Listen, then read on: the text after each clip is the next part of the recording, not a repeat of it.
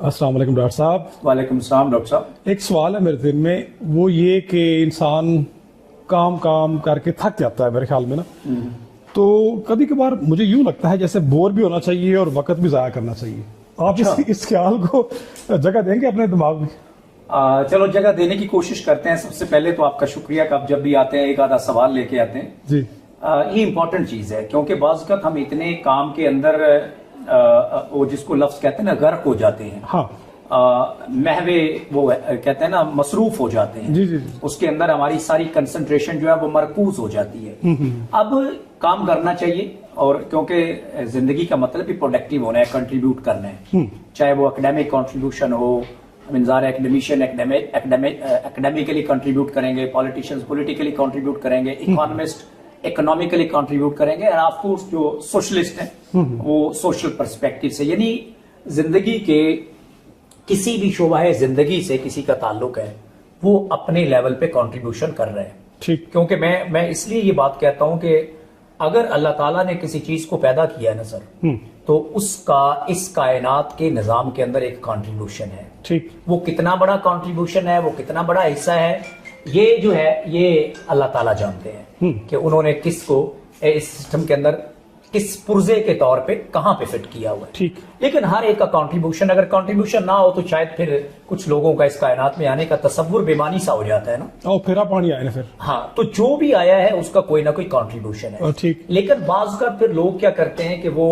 जब काम करते हैं तो वो बहुत ज्यादा मसरूफ हो जाते हैं, यानी वो अपना जो आराम है उसको भी कुर्बान कर देते हैं, अपनी लाइफ की दूसरी एक्ट। तो मेरे ख्याल में वो कहते हैं ना कि extreme of everything is a bad. हाँ। वो इवन कहते हैं कि excess of love is even a poison. ठीक है ना। यानी आप कोई भी चीज जो है जब आप एक नॉर्मल लिमिट से क्रॉस करेंगे तो आप अब नॉर्मल लिमिट के अंदर चले जाते हैं। अच्छा, अब तलक सवाल आने लगा है। अब बहुत काम करते हैं, मैं जब भी आता हूँ बिजी होते हैं ना, इसकी क्या वजह है? आराम भी किया गया थोड़ा। आराम से बात ये कि अब कभी कभार आप धूप में बैठते हैं, मैं देखता हूँ, मैं धूप में बैठा हुआ था तो मैं मुझे आपकी याद आई ना। ये ठीक है, आप धूप में बैठे थे, आपको याद आई तो देखिए आप आ गए ना। जी जी। देखिए काम का मतलब ये कि डॉक्टर साहब चूंकि माशाल्लाह आप भी बहुत प्रोडक्टिव आदमी हैं, तो लाइफ का मतलब है प्रोडक्टिव होना। हाँ। काम करना, फिर जो आपकी रिस्पॉन्सिबिलिटी है उसको ईमानदाराना तरीके से हाँ, सारा हाँ, अंजाम देना। ठीक। देखिए या तो जिम्मेदारी लेना, मेरा इस पे ईमान है।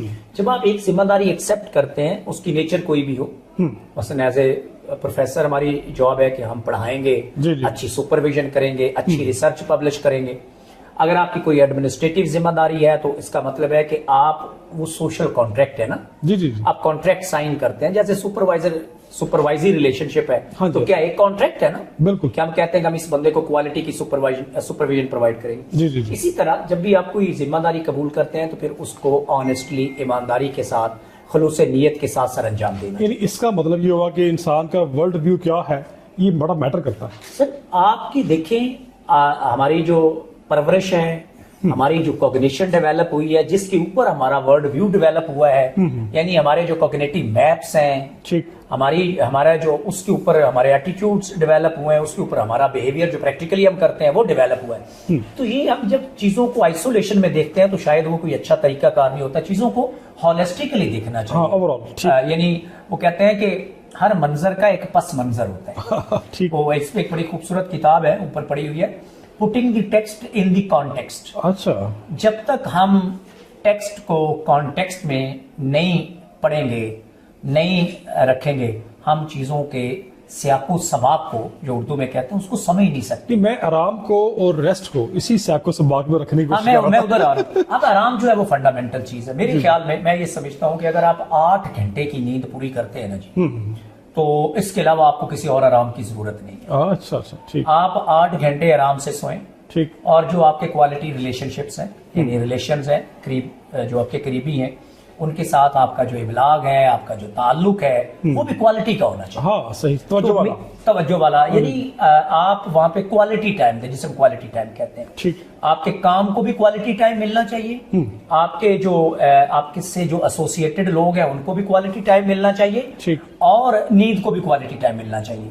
हाँ। इसको डॉक्टर साहब वो कहते हैं ना, हम 8-8-8 रूल कहते हैं। 8+8+8। ठीक। 8 आवर्स फॉर वर्किंग, काम के लिए, 8 घंटे नींद के लिए, 8 घंटे आपके अपने लिए, सही यानी बात। आपके ताल्लुकात के लिए, आपकी वेलबींग के लिए, आपके सोशल ताल्लुक के लिए, आपके करीबी रिश्तेदारों के लिए।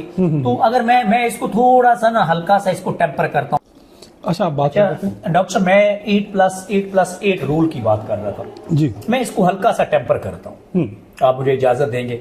मैं ये कहता हूँ कि जो आपकी नींद है वो 8 घंटे होनी चाहिए, वो क्वालिटी टाइम है। और अगर आप 8 घंटे नींद लेते हैं ना डॉक्टर साहब, तो आप सारा दिन फ्रेश रहते हैं। जो आपके 8 घंटे आपके अपने लिए, अपनी वेलबींग के लिए, अपनी काउंसलिंग के लिए, अपने री एनर्जाइज करने के लिए, अपने उसको आप 6 घंटे भी कर सकते हैं। ठीक। आप थोड़ा सा टाइम कैलकुलेट करें ना तो 6 घंटे वो बन जाते हैं। और आप 10 घंटे काम करने के लिए निकाल सकते हैं।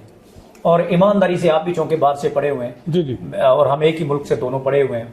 वहां पे अगर हम ये समझना चाहते हैं कि काम में अजमत है, इसका मतलब क्या है, तो ये मेरे ख्याल में वहां समझा जा सकता है। हाँ तो मेरे ख्याल में अगर एक बंदा 10 घंटे ईमानदाराना तरीके से काम करे, जी। चलो 10 में से आप समझ लें 6 घंटे करें, 4 घंटे आप समझ लें कि कोई एडमिनिस्ट्रेटिव वो काम कर रहे हैं, बाकी आप अगर 6 घंटे ईमानदाराना तरीके से काम करें तो sir you can contribute the way you want to contribute. आप जितना काम करना चाहते हैं आप कर सकते हो। तो इसका मतलब ये हुआ को हमने कहा 10+8+6 रूल, ठीक। यानी 10 घंटे काम करें, ठीक। 8 घंटे आराम करें, ठीक। और 6 घंटे अपने जो आपके ताल्लुकात हैं, आपकी फैमिली है, आपके दोस्त हैं, ठीक। आपकी अपनी काउंसलिंग है, आपकी अपनी रीडिंग है, उसके हाँ, लिए निकालें। बिल्कुल। और जो 10 घंटे हमने कहा उसमें भी आप ज़ाहिर है जब लिखेंगे तो रीडिंग भी करेंगे। हाँ। तो reading will come from the 2 ways. ठीक। 10 वाले असूल से भी आएगी 10 घंटे से, और 6 वाले से भी आएगी। और 6 में से अगर आप 2 घंटे पढ़ लेते हैं, 4 घंटे अपनी फैमिली और दोस्तों के लिए और अपनी वेलबींग के लिए, तो आप देखें ये 2 घंटे फिर वहां ले जाए तो वहां 12 बन जाएंगे। ठीक। तो इसको हम इन लाइटर नोट ये भी कह सकते हैं कि ये 12-8-6 का रूल भी बन सकता है। ठीक। तो मेरे ख्याल में अगर जिंदगी में हम डॉक्टर साहब इस पे अमल करें ना, तो हम अपने लाइफ को भी खूबसूरत बना सकते हैं। हम अपने जो हमारी रिस्पॉन्सिबिलिटीज हैं उन्हें भी ईमानदाराना तरीके से सर अंजाम दे सकते हैं। ठीक। और हम जिस फील्ड के अंदर कंट्रीब्यूट करना चाहते हैं हम आसान तरीके से वहां कंट्रीब्यूट भी कर सकते हैं। सर बहुत शुक्रिया सर वेलकम। दूसरा, चाय में या कावे में चीनी कम है? सर ये भी खूबसूरती है। चलिए, ये भी खूबसूरती है। बहुत शुक्रिया डॉक्टर साहब, Always welcome, इसके लिए भी शुक्रिया। फिर सर इसके लिए मेरे ख्याल में बशीर साहब का शुक्रिया। चलिए, शुक्रिया, उनका भी शुक्रिया।